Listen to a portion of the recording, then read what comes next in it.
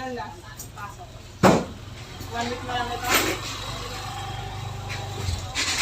O isang linggo pa.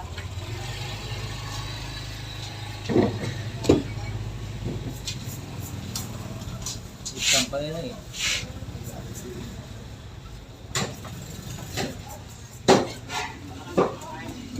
Pasok ka ba? Wala ko, wala na eh. Ano? Isang nga. Hindi, nagpapirma na ang clearance, yung sumulong eh. Pag-private ko lang. Wala na. Alam ko, wala na, nagpapirma na kahapon. Tapos yung anak ko nasa Royce, wala na rin pasok kahapon.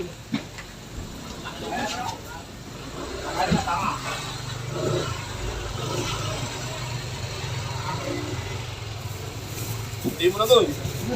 Sayang yan. Oh, Gani. Okay na? Kami pamili ng papel. pakati mo. Ah, sige. Kita lang. 50 na lang.